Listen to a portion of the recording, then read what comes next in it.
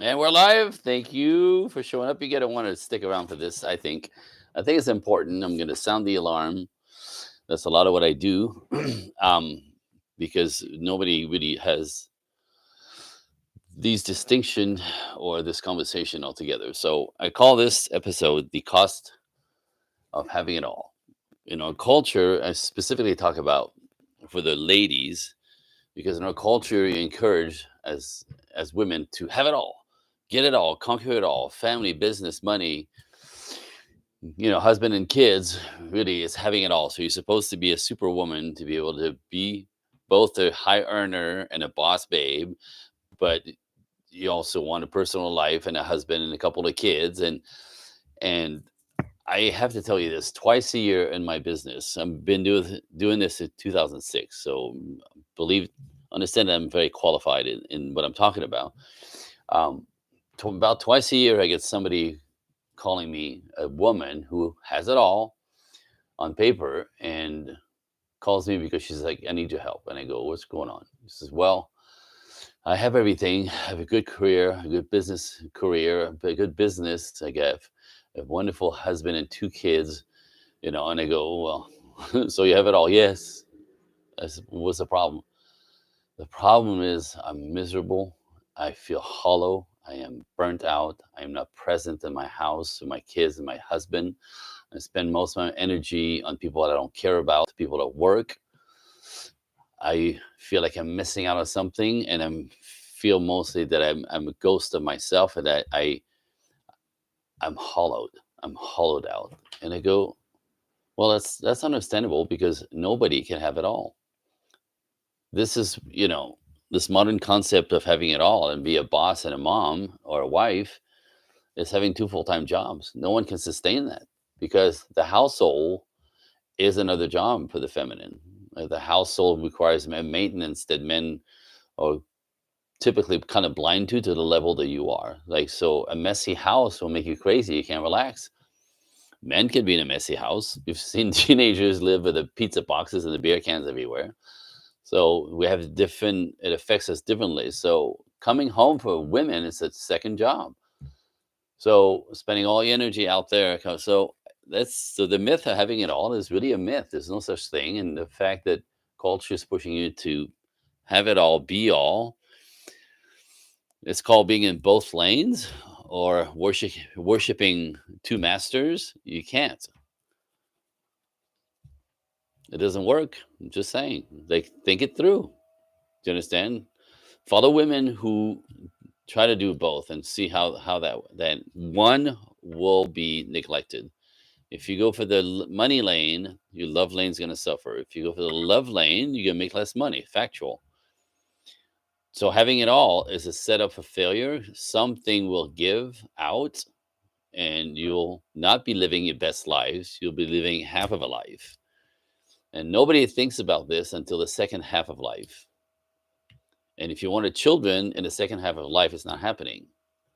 I can tell you how many women I know who are devastated because they didn't take it through. And what they really truly wanted at the end is a family, and they don't have one.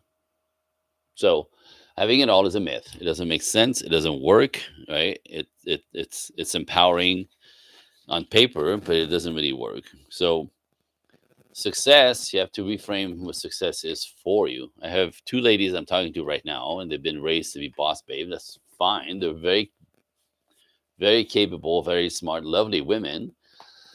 But now they're suffering with the fact that they don't have relationships, they don't have boyfriends.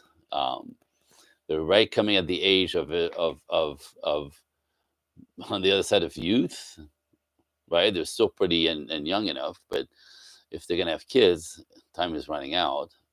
But they don't understand that nobody wants to date them. They don't understand that nobody, you can't get a date, or can't get a second date. Energetically, they're spending all their energy on being independent, living their best lives, and the focus isn't on relationships, on building relationships, wanting a family, right?